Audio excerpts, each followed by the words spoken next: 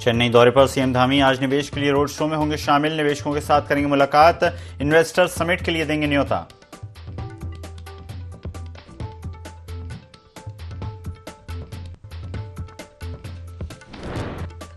आज उत्तराखंड दौरे पर उपराष्ट्रपति जगदीप धनखड़ गंगोत्री धाम जाएंगे। उपराष्ट्रपति 27 अक्टूबर को बद्री केदार जाने का है कार्यक्रम।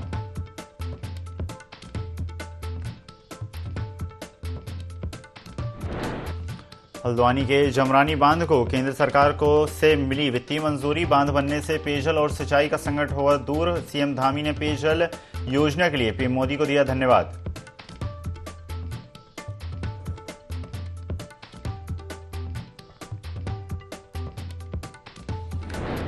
सीएम धामी की कोशिश लाई रंग। बाजपुर में हादसे के बाद पूर्व सीएम हरीश रावत जौलीगांठ अस्पताल में भर्ती। कमर और गर्दन में आई चोट। डॉक्टरों की निगरानी में चल रहा इलाज।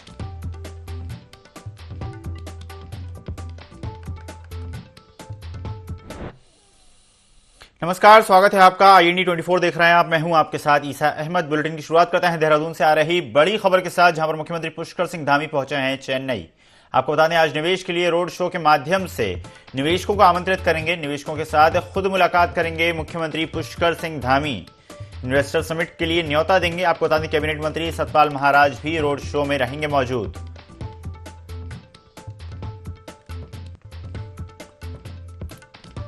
उत्तराखंड सरकार ग्लोबल इन्वेस्टर समिट करवाने जा रही है, जिसको लेकर लगातार मुख्यमंत्री पुष्कर सिंह धामी अनेक देशों में, अनेक प्रदेशों में जाकर लगातार इन्वेस्टर्स को आमंत्रित करते नजर आ रहे हैं। खुद मुलाकात करते हैं और रोड शो के माध्यम से निवेशकों को आमंत्रित करते हैं। खबर पर ज्यादा जानकारी के लिए सहयोगी विनय हमारे साथ लाइव जुड़ गए हैं। विनय, ग्लोबल इन्वेस्टर समिट को लेकर लगातार उत्तराखंड सरकार प्रयासरत है। खुद मुख्यमंत्री पुष्कर सिंह धामी अनेक देशों के दौरे कर चुके हैं और अब अपने भी देश में लगातार, जिस तरह से उन्होंने दिल्ली में भी दौरे किए और अब चेन्नई में जाकर मुख्यमंत्री पुष्कर सिंह धामी रोड शो के माध्यम से निवेशकों को आमंत्रित कर रहे हैं। देखिए, दिसंबर माह में ग्लोबल इन्वेस्टर समिट होने जा रहा है, जिसको लेकर के उत्तराखंड सरकार पूरी तरीके से जो है इसको सफल बनाने के प्रयास कर रही है। और विदेश दौरे के बाद में अब जो दौरा है उनका, चेन्नई का दौरा जो है इस दौरान यहाँ पर लगा हुआ है। और इसमें जो है उनका रोड शो का जो कार्यक्रम है वो यहाँ पर रहने वाला है। और जो बड़े उद्योगपति है इस दौरान उनसे भी जो है वो वहाँ पर मुलाकात करने वाले हैं। और उत्तराखंड में निवेश के लिए जो है ये मुलाकात इनकी होनी है। और सभी के साथ में जितने भी वहां पर उद्योगपति हैं उनको उत्तराखंड आने के लिए आमंत्रित करने का जो कार्य है इस दौरान यहाँ पर सीएम धामी करने वाले हैं। जी मैंने जिस तरह से हम देखें अगर, तो अनेक देशों के मुख्यमंत्री पुष्कर सिंह धामी ने दौरे किए और जाहिर सी बात है दूसरे देशों में जो लगातार बड़े बड़े उद्योग हैं वहां से जब निवेश उत्तराखंड में आएगा तो ना सिर्फ उत्तराखंड के लिए बल्कि पूरे देश के लिए काफी अच्छी बात होगी। लेकिन जिस तरह से सीएम पुष्कर सिंह धामी लगातार प्रयासरत हैं, उन्होंने अनेक प्रदेशों के भी दौरे किए, यानी कि विदेश हो या स्वदेश, उत्तराखंड में आए निवेश, इसकी मंशा के साथ कहीं ना कहीं सीएम पुष्कर सिंह धामी बढ़ते नजर आ रहे हैं।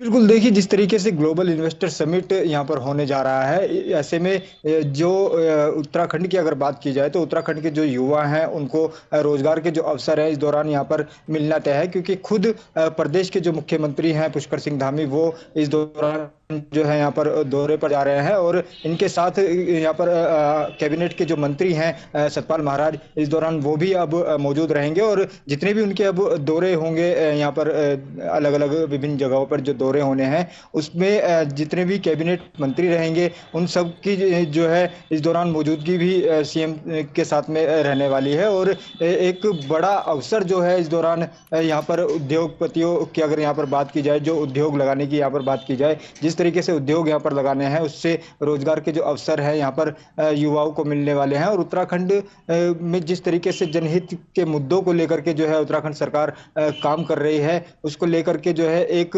सराहनीय जो पहल है ये भी उत्तराखंड सरकार जो है काफी अच्छे से यहाँ पर कर रही है। जी मैंने जिस तरह से हम जानते हैं उत्तराखंड में दुनिया भर से, देश भर से टूरिस्ट पहुंचते हैं वहां के धार्मिक स्थलों को देखने के लिए, और वहां पर और भी जो अन्य स्थान है वहां पर टूरिस्ट एक तरीके से दर्शन करने के लिए पहुंचते हैं। लेकिन जिस तरह से हम जानते हैं उत्तराखंड में एक बहुत बड़ी जो समस्या है वो है पलायन की। तो कहीं ना कहीं जो सरकार की मंशा है कि उत्तराखंड में रोजगार के अवसर बढ़ाए जाएं, उत्तराखंड में जब निवेश पहुंचेगा तो जो उत्तराखंड का युवा है वो रोजगार वहीं पर अगर प्राप्त कर लेगा तो कहीं ना कहीं जो एक बहुत बड़ी पलायन की समस्या है उसका समाधान होगा। जी, पलायन की समस्या की अगर बात की जाए तो पलायन की समस्या जो है उत्तराखंड में लगातार देखने को मिलती है, क्योंकि जो पहाड़ी क्षेत्र है वहाँ पर जो युवा है वो अभी भी जो है पलायन करते हुए जो है यहाँ पर दिखाई देते हैं। तो ऐसे में जो रोजगार के अवसर अगर उनको यहाँ पर मुहैया हो जाते हैं तो इसका जो एक बड़ा फायदा उत्तराखंड के जो युवा हैं उनको यहाँ पर मिलेगा। साथ ही साथ आपको ये भी बता दें कि जिस तरीके से यहाँ पर उद्योगपति उत्तराखंड में निवेश के लिए रुचि दिखा रहे हैं, ये भी एक काफ़ी अहम भूमिका जो है इस दौरान उत्तराखंड के लिए जो है यहाँ पर दिखाई देती है, क्योंकि जिस तरीके से यहाँ पर अगर बात करें ग्लोबल इन्वेस्टर समिट होने जा रहा है, उसमें जो 2.5 लाख करोड़ का जो लक्ष्य इस दौरान यहाँ पर रखा गया है, तो संभावनाएं जताई जा रही है कि काफ़ी जो है बेहतर और बड़ा जो निवेश है यहाँ पर साइन किया जा सकता है। जी जी बिल्कुल, माना जाए कि धामी सरकार की जो कोशिशें हैं वो काफ़ी ज़्यादा सराहनीय हैं, न सिर्फ विदेश में बल्कि अपने देश में भी अनेक राज्यों में इसी तरह से सीएम पुष्कर सिंह धामी खुद जाकर निवेशकों को आमंत्रित कर रहे हैं। तो कहीं ना कहीं ग्लोबल इन्वेस्टर समिट आने वाले वक्त में काफ़ी सफल साबित होगी। विनय, बने रहिए हमारे साथ, आगे भी आपसे जानकारी लेते रहेंगे। रुख करते हैं देहरादून से अगली बड़ी खबर का, जहां पर उपराष्ट्रपति जगदीप धनखड़ आ जाएंगे उत्तराखंड। आपको बता दें, गंगोत्री, केदारनाथ और बद्रीनाथ धाम के वो दर्शन करेंगे। पहली बार उपराष्ट्रपति आ रहे हैं उत्तराखंड। उत्तराखंड यात्रा पर उपराष्ट्रपति पहुंचने वाले हैं। आपको बता दें, गंगोत्री जाएंगे उपराष्ट्रपति जगदीप धनखड़, कल केदारनाथ और बद्रीनाथ धाम के करेंगे दर्शन। इससे कुछ वक्त पहले प्रधानमंत्री मोदी भी उत्तराखंड आ चुके हैं और अब उपराष्ट्रपति जगदीप धनखड़ उत्तराखंड पहुंचने वाले हैं। खबर पर ज्यादा जानकारी के लिए सहयोगी विनय लगातार हमारे साथ बने हुए हैं। विनय, उपराष्ट्रपति जगदीप धनखड़ उत्तराखंड के दौरे पर आने वाले हैं, वो कई जगहों पर दौरे करेंगे, कुछ खास कार्यक्रम भी हैं जिनमें वो शिरकत करेंगे।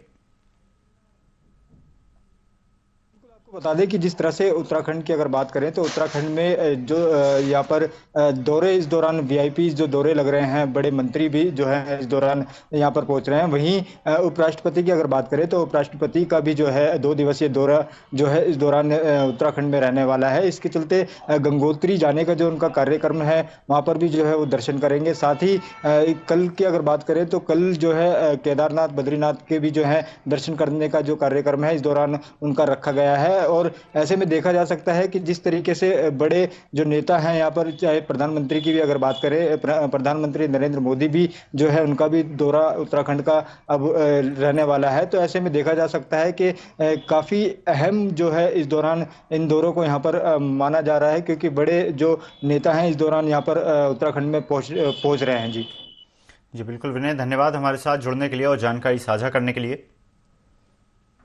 बढ़ते हैं खबरों में आगे। देहरादून में अगले 20 दिन त्योहारी सीजन के बीच तमाम तरह के वीवीआईपी और वीआईपी दौरे प्रस्तावित हैं। ऐसे में उपराष्ट्रपति जगदीप धनखड़ देहरादून आ रहे हैं। इसी दिन पुलिस लाइन में Uttarakhand police vice welfare association का 3 दिवसीय मेला शुरू हो रहा है, जहां 28 अक्टूबर को सीएम धामी भी शिरकत करेंगे। इसके अलावा 9 नवंबर को उत्तराखंड दिवस कार्यक्रम के तहत राष्ट्रपति द्रौपदी मुर्मू का कार्यक्रम प्रस्तावित है।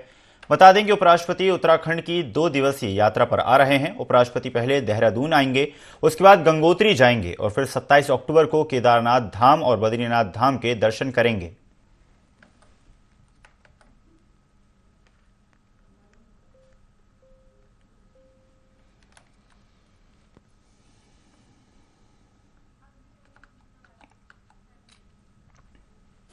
रुड़की के डीएवी कॉलेज के सहायक अध्यापक अरविंद कुमार कॉलेज में भर्ती और पदोन्नति प्रक्रिया में भ्रष्टाचार के खिलाफ धरना देने का ऐलान कर चुके हैं। इसके बाद जब वो धरना देने गए तो प्रधानाचार्य मनोज सैनी ने उनके साथ मारपीट की, जिसका वीडियो भी सोशल मीडिया पर वायरल हुआ। बता दें कि सैनी समाज के लोगों के बीच प्रधानाचार्य ने सहायक अध्यापक को जान से मारने की धमकी भी दी। साथ ही आरोप लगाया कि सहायक अध्यापक उन्हें काफी परेशान कर रहे हैं। वहीं एक वीडियो ऐसा भी सामने आया है जिसमें प्रधानाचार्य स्कूली बच्चों को उदाहरण के तौर पर जाम के ग्लास से ग्लास टकराने की बात कहते नजर आ रहे हैं।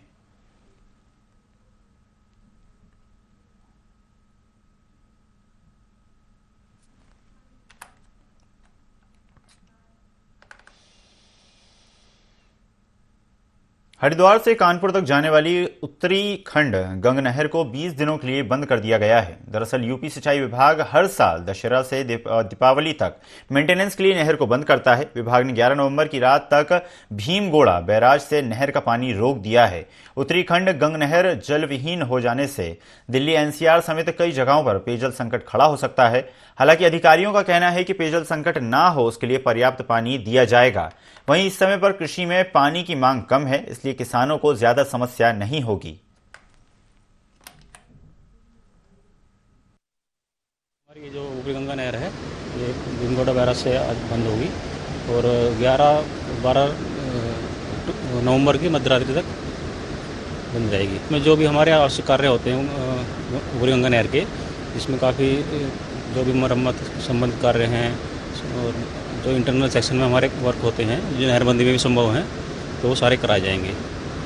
किसानों को परेशानी नहीं, उनको सबको मतलब जानकारी होती है इस चीज़ की कि हर साल ये दशहरा से दीपावली के मध्य बंद होती है, जिसमें इनकी वहाँ से जो भी हमारे मेन कैनाल से राजवाहे डिस्ट्रीब्यूटरी माइनस वगैरह जो भी निकली है उनकी सफाई, सीट सफाई होती है और ये प्री प्लान सब प्रोग्राम होता है। उत्तराखंड सरकार ने राज्य स्थापना दिवस की तैयारियां तेज कर दी हैं। 9 नवंबर को उत्तराखंड राज्य स्थापना दिवस का कार्यक्रम आयोजित होगा। राजधानी देहरादून के पुलिस लाइन में कार्यक्रम का आयोजन किया जाएगा। भाजपा का कहना है कि इस बार राष्ट्रपति द्रौपदी मुर्मू को भी आमंत्रित किया गया है, जिसको लेकर तैयारियां चल रही हैं। राष्ट्रपति द्रौपदी मुर्मू के आगमन को लेकर भी खास तैयारियां की जा रही हैं। राज्य स्थापना दिवस पर कई कार्यक्रम का आयोजन किया जाता है। बता दें कि उत्तराखंड राज्य का गठन 9 नवंबर सन 2000 को किया गया था। ऐसे में इस बार की स्थापना दिवस को लेकर खास तैयारियां की जा रही हैं।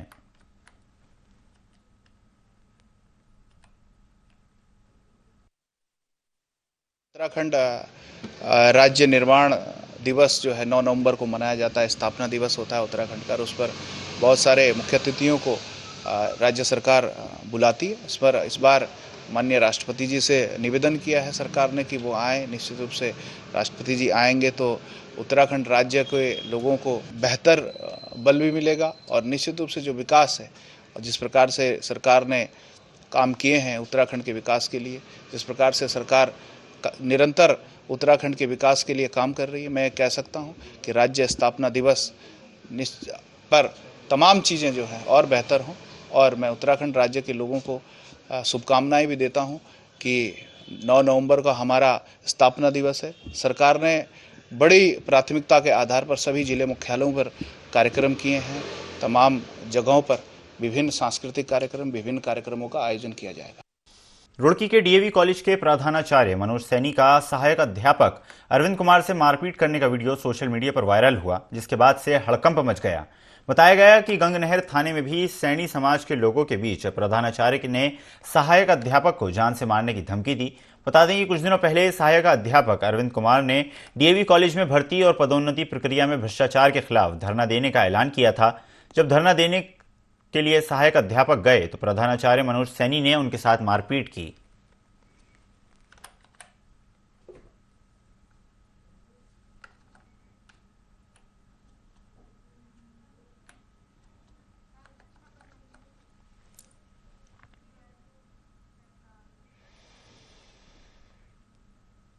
उपराष्ट्रपति जगदीप धनखड़ शुक्रवार को बद्रीनाथ धाम के दर्शन के लिए पहुंचेंगे। चमोली जिलाधिकारी हिमांशु खुराना ने जानकारी देते हुए बताया कि उपराष्ट्रपति जगदीप धनखड़ वायुसेना के विशेष विमान से सुबह करीब 10:30 बजे बद्रीनाथ पहुंचेंगे। इसके बाद बद्रीनाथ मंदिर में पूजा और दर्शन के बाद देहरादून के लिए प्रस्थान करेंगे। तो वहीं उपराष्ट्रपति के दौरे को लेकर जिला प्रशासन ने भी तैयारियां शुरू कर दी हैं। इसी को लेकर जिलाधिकारी ने तमाम अधिकारियों की बैठक ली, साथ ही सुरक्षा और समस्त व्यवस्थाओं को लेकर दिशा निर्देश दिए।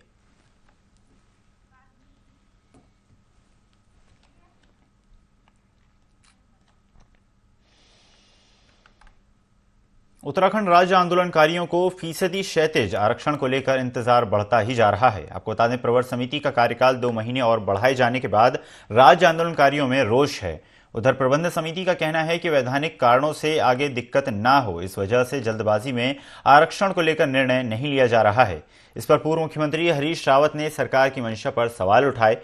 उन्होंने कहा कि सरकार इस बिल को लटकाना चाहती है, उनकी मंशा ही राज्य आंदोलनकारियों के पक्ष में नहीं है।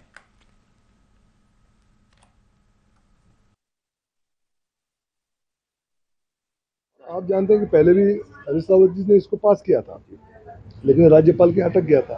हाई कोर्ट ने भी कुछ निर्णय इसके अगेंस्ट दिए। तो क्योंकि हमारे सामने वो सारे वैधानिक तकनीकी कारण हैं जिनको रिमूव करते हुए हमको उसको ठीक करना है, ताकि कल वो चीज़ें भविष्य में किसी के लिए समस्या पैदा ना हो। तो उसमें थोड़ा समय जरूर लग रहा है, लेकिन एक फुल प्रूफ व्यवस्था हम बनाने जा रहे हैं। और आंदोलनकारियों को मैं पूरी तरह आश्वस्त करना चाहता हूँ कि मैं वहाँ पर बैठा हूँ, मेरे होते हुए उनके हितों को कोई रोक नहीं सकता, मार नहीं सकता है। हम जो व्यवस्था बनाएंगे आगामी समय के लिए बेहतर व्यवस्था बना के देंगे। केंद्र में भी अटॉर्नी जनरल तक से हमने दिखा करके हमने पूछ लिया, हमने कोई इस तरीके का हम कर सकते नहीं करते, तो उसमें हमने विधिक राय सबसे ली और उसको अब इन्होंने ऐसा लटका दिया है, ये लोकसभा के चुनाव तक लटकाए रहेंगे और लोकसभा के चुनाव के बाद फिर ये कोई न कोई बहाना करके। और हम ये भी कह रहे हैं इनसे, जब तक तुमने प्रवर समिति को सौंपी दिया है तो दिल्ली के जो हमारे राज्य आंदोलनकारी थे उनके बिना तो राज्य आंदोलन की कल्पना नहीं है, उसके इतिहास की कल्पना नहीं की जा सकती। वहाँ एनसीआर में जो लोग थे जिन्हें निरंतर राज्य के आंदोलन के झंडे को ऊंचा उठा करके रखा, और राज्य के अंदर ही बहुत सारे लोग छूट गए हैं, उनको सम्मिलित करिए तब तक, यदि तुम गंभीर हो। और नहीं तो प्रवर समिति को डाल करके तुमने इसको जो लटकाने का जो हमको आशंका है, यदि वही है तो फिर तुमसे उम्मीद ही करना बेकार।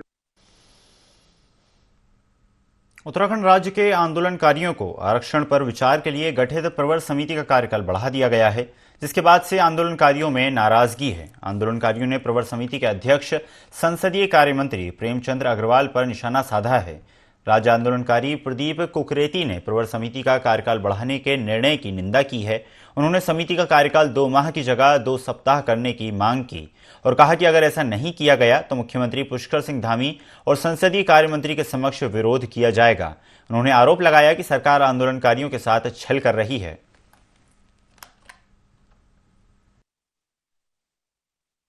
इस प्रकार से आज जो समाचार पत्रों में देखा है तो इससे सरकार की मंशा साफ जाहिर होती है, और जो घड़ियाली आंसू विधानसभा के अंदर कई विधायक या मंत्री दिखाते हैं, मैं सरकार से, कैबिनेट मंत्रियों से, तमाम उन लोगों से मेरी अपील है कि अभी भी राज्य आंदोलनकारी, आज हमें यह मंशा थी कि 9 नवंबर या दिवाली का तोहफा राज्य आंदोलनकारियों को उस 10 साल की पुनर्बहाली पे हमें दिया जाएगा, लेकिन आज बड़ी पीड़ा के साथ मुझे कहना पड़ रहा है उत्तराखंड राज्य आंदोलनकारी मंच अब स्वतंत्र है किसी भी प्रतिकार के लिए, किसी विरोध के लिए। तो कहीं ना कहीं इस बात को लेकर उनको सोचना पड़ेगा, अन्यथा हम जो है इससे और कई कदम आगे जाने के लिए तैयार हैं।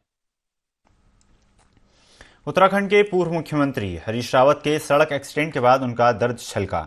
उन्होंने कहा कि मैं कांग्रेसी हूं, इसलिए मुझे थोड़ा सा सफर तो करना पड़ता ही है। हरीश रावत ने एक्सीडेंट की गलती खुद स्वीकार की। उन्हें प्राथमिक इलाज के बाद हायर सेंटर रेफर कर दिया गया है। हरीश रावत ने डिस्चार्ज के बाद मीडिया से बात करते हुए कहा कि सारी गलती मेरी है। दशहरे के प्रोग्राम और कुछ पार्टी के प्रोग्राम थे, जिसकी वजह से ड्राइवर को आराम नहीं मिल पाया। आगे कहा कि एस्कॉर्ट नहीं मिला क्योंकि मैं कांग्रेसी हूं और मुझे सफर तय करना ही पड़ेगा।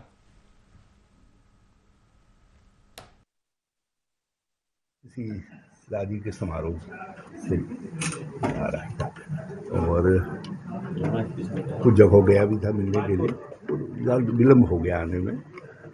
11:30 बजे के करीब जो है हो गया। ड्राइवर थोड़ा थके हुए थे क्योंकि इधर निरंतर रामलीलाओं में रहा, कुछ एक्टिविटीज़ में रहा, तो ड्राइवर ओवर एग्जर्शन की वजह से जो मुझे ध्यान देना चाहिए था। हमारे राज्य का एक रूल है कि एक्स चीफ मिनिस्टर को एस्कॉर्ट नहीं मिलता। तो जैसे उत्तर प्रदेश की सरकार देती है, हरियाणा देती है, पंजाब देती है, दूसरी सरकारें देती हैं, लेकिन उत्तराखंड में नहीं देते हैं। और ये निर्णय हमने अपनी सरकार के वक्त में किया था, इसलिए मैं इस सरकार को या किसी को उसके लिए ब्लेम नहीं करूँगा। मुझे ज्ञात हुआ कि औरों को देते हैं, अब मैं कांग्रेसी हूं ना, थोड़ा तो मुझे सफर करना पड़ेगा।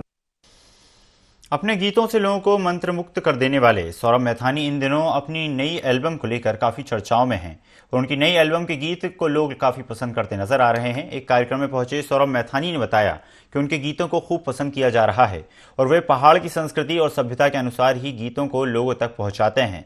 साथ ही उन्होंने बताया कि पिछले 5 से 10 सालों के बीच में सोशल मीडिया और अन्य माध्यमों के जरिए पहाड़ी गीत संगीत को युवा भी काफी पसंद कर रहे हैं।